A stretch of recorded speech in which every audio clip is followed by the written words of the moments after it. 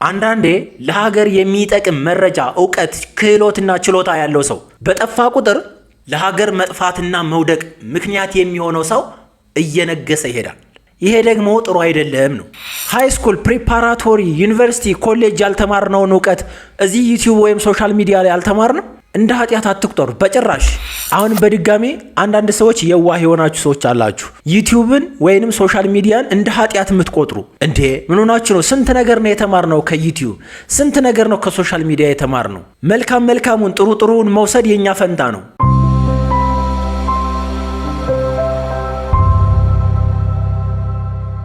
እንግዲህ ሁላችሁም ይቅርታ እንደምታደርጉልኝ ተስፋ አደርጋለሁ። በመጀመሪያ እንዴት ልትመክረን ትችላለህ?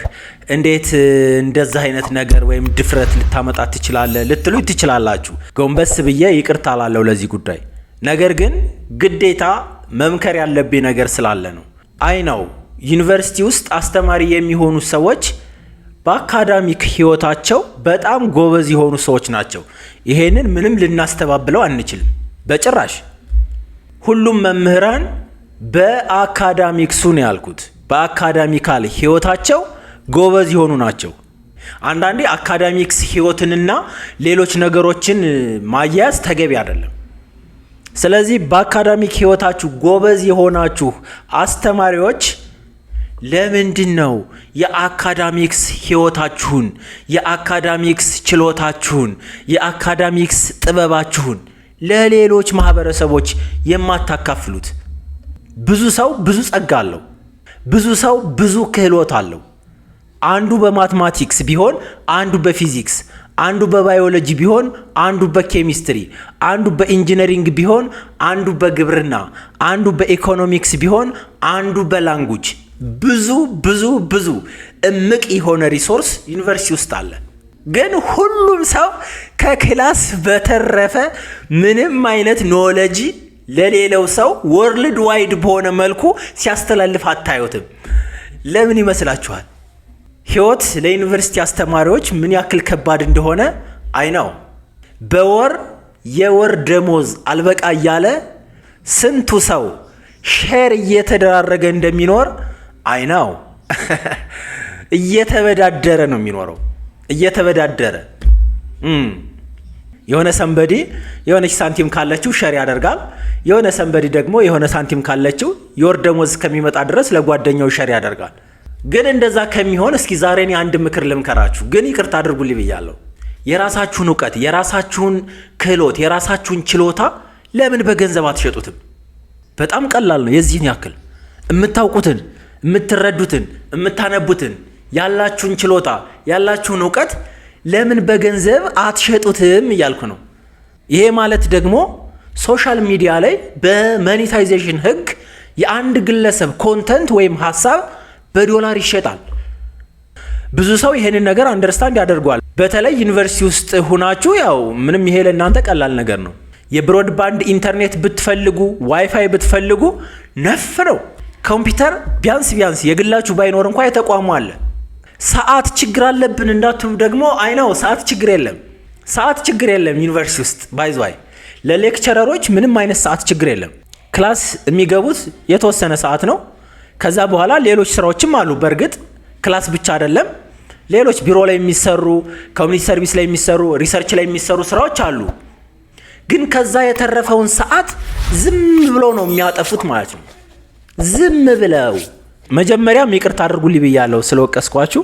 ስለዚህ ያንን ዝም ተብሎ የሚጠፋውን ሰዓት ለምን ገንዘብ እንድትሰሩ አረዳችሁ? ለምን እየተረዳዳን ገንዘብ አንሰራም? በውስጥ የምንተዋወቅ ልጆች አላችሁ፣ በጣም ጎበዝ የሆናችሁ ሶሻል ሚዲያ ላይ ገንዘብ ብዙ የምትሰሩ፣ ብዙ አስተማሪና ቁም ነገር የሆነ ነገር የምትሰሩ ሰዎች አላችሁ። አይናው ከዛ በተረፈ ግን 95% አስተማሪው ክላስ ይገባል፣ ከዛ ደሞዝ ይጠብቃል። እንደዛ ነው። እኔ እያልኩ ያለሁት ስለ ክላሱና ስለ ደሞዝ ጥበቃው ሳይሆን ዕውቀት ዩኒቨርሲቲ ውስጥ አለ ነው። ጨቅ ያለ ዕውቀት ነው ያለ፣ ጨቅ ያለ ጥበብ ነው ያለ። ለማህበረሰብና ኢንተርናሽናል ለሆነው ኮሚኒቲ መትረፍ የሚችል አቅም አለ ነው ያልኩ። ይሄንን ማንም ሊክድ አይችልም። ስለዚህ እሱን ዕውቀት አምጡትና ለኢንተርናሽናል ኮሚኒቲ ሽጡት ነው እያልኩ ያለሁት። ያው አስተማሪ ሲኮን በተለይ ደግሞ ሌክቸረር ሲኮን ትንሽ ኢጎ ቢጤ ነገር አለ። ከማህበረሰቡ ጋር ያለው ምልከታ ትንሽ ለየት ያለ ነው ማለት የሆኑ በቃ በጣም ጎበዞች በማንኛውም ነገር የተሳካላቸው ብር ምናምን እንዳፈር የሚያፍሱ ምናምን ነው የሚመስላ በጭራሽ እንደውም እንደ ዩኒቨርሲቲ መምህር የሚቸገር የለም ምክንያቱም የሚኖረው ቢያንስ ዞን ከተማ ላይ ነው ክልል ከተማ ላይ ነው ፌደራል ከተማ ላይ ነው ያ ማለት ያለበት ወጪም በዛው ልክ ነው ማለት ነው ስለዚህ ያው እንደሌላው ሰው ሰርቫይቭ ለማድረግ እንጂ ተርፎት መኪና ሊነዳ ቤት ሊገነባ ምናምን በጭራሽ አያስችለው የክላስ ዕውቀታችሁ እንዳለ ሆኖ ማስተማር መስራቱ እንዳለ ሆኖ ደሞዛችሁ እንዳለ ሆኖ የእናንተን ዕውቀት ወደ ሶሻል ሚዲያ አምጡትና አስተምሩ ለኢንተርናሽናል ኮሚኒቲ አሪፍ የሆነ መረጃ ስጡ ከዛም በምላሹ በዶላር ተከፋይ ሁኑ እያልኩ ነው እኔ እንደዚህ ለሚያደርጉ ሰዎች የማውቀውን የምረዳውን ዩቲዩብ ላይ እስካሁን ባለኝ ኤክስፒሪየንስ የተረዳውትንና ያወቅኩትን እያንዳንዱን ነገር በነፃ ላግዛችሁ ፈቃደኛ ነኝ በነፃ ነው ያልኩት በነፃ ብትፈልጉ ደውላችሁ ማናገር ትችላላችሁ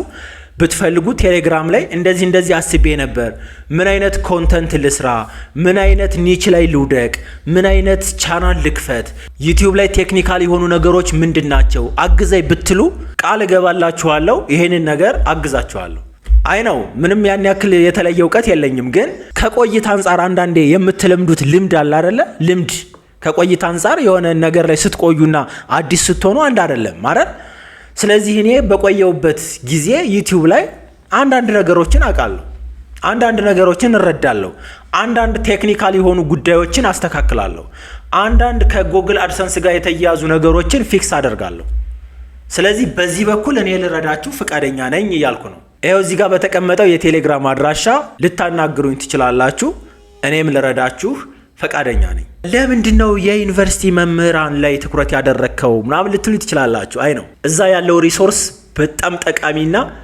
ለኢንተርናሽናል ኮሚኒቲ ወሳኝ የሆነ ስለሆነ ነው እንደዚህ ያልኳችሁ ምን ያክል ሪሶርስ ምን ያክል ሀገርን ሊጠቅም ሊገነባ የሚችል ሪሶርስ ዩኒቨርሲቲ ውስጥ እንዳለ ታውቃላችሁ ሶሻል ሚዲያ ደግሞ ምን ያክል ዓለምን እንደዚህ እየገለበጠ እንደሆነ ለእናንተ መንገር ለቀባሪ ማርዳት ሊሆን ይችላል እዚህ ሶሻል ሚዲያ ላይ ዩቲዩብ ላይ ኑና ኢንፍሉዌንሰር ሁኑ ነው ተረራርተን ተጋግዘን ትልቅ የሆነ ደረጃ እንድረስ እያልኩ ነው እናንተ ዕውቀታችሁን ይዛችሁ ቁጭ ካላችሁ እዛ ጥግ ይዛችሁ ሌላ ዕውቀት የሌለው ሰው መጥቶ ብዙ ነገር ያበላሻል ነው እያልኩ ያለሁት ዕውቀት የሌለው ሰው ደፋር እየሆነ ሲመጣ ዕውቀት ያለው ሰው ደግሞ ፈሪ እየሆነ ሲመጣ እና ሶሻል ሚዲያ ላይ ማን ሊነግስ ነው ኖ አንዳንዴ ለሀገር የሚጠቅም መረጃ ዕውቀት ክህሎትና ችሎታ ያለው ሰው በጠፋ ቁጥር ለሀገር መጥፋትና መውደቅ ምክንያት የሚሆነው ሰው እየነገሰ ይሄዳል ይሄ ደግሞ ጥሩ አይደለም ነው ስለዚህ እናንተ ዩኒቨርሲቲ ውስጥ ያላችሁ ምሁራን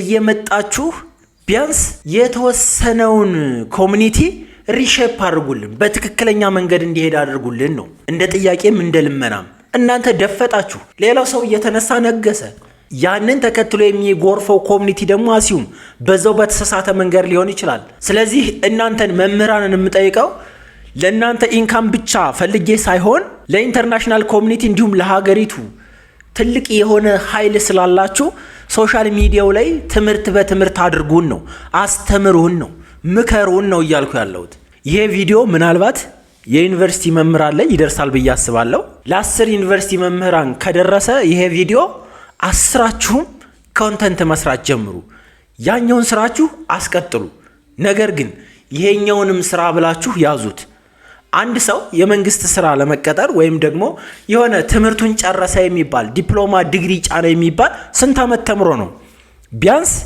10 አመት ተምሮ ከዛ ዲፕሎማ ይቀጥላል ወይንም 12 አመት ተምሮ ደግሞ 3 አመት ዩኒቨርሲቲ ሚኒመም ይቀጥላል ስንት ማለት ነው ሚኒመም 15 አመት ይፈጅበታል እና 15 አመት በተስፋ ከኖራችሁት ህይወት አሁን ሶሻል ሚዲያ ላይ ቢበዛ 2 አመት መኖር ያቅታችኋል በጭራሽ 2 አመት በደንብ አድርጋችሁ ከሰራችሁ ትልቅ ኢንፍሉዌንሰር መሆን ትችላላችሁ አሪፍ ገንዘብ ተከፋይ መሆን ትችላላችሁ እንደውም እንደ ፍጥነታችሁና እንደ መዘግየታችሁ እንጂ ፈጣን የሆኑ ሰዎች በአንድ አመት የሉም ለዚህ ደግሞ ብዙ ማሳያ መጥቀስ እንችላለን። እንኳንስ ለ1 ዓመትና ለ2 ዓመት ዩቲዩብ ላይ ለመንገስ ቀርቶ 10 ምናምን ዓመትም ተምረናል ነው። አሁን በድጋሚ አንዳንድ ሰዎች የዋህ የሆናችሁ ሰዎች አላችሁ፣ ዩቲዩብን ወይንም ሶሻል ሚዲያን እንደ ኃጢአት የምትቆጥሩ። እንዴ ምን ሆናችሁ ነው? ስንት ነገር ነው የተማርነው ከዩቲዩብ፣ ስንት ነገር ነው ከሶሻል ሚዲያ የተማርነው።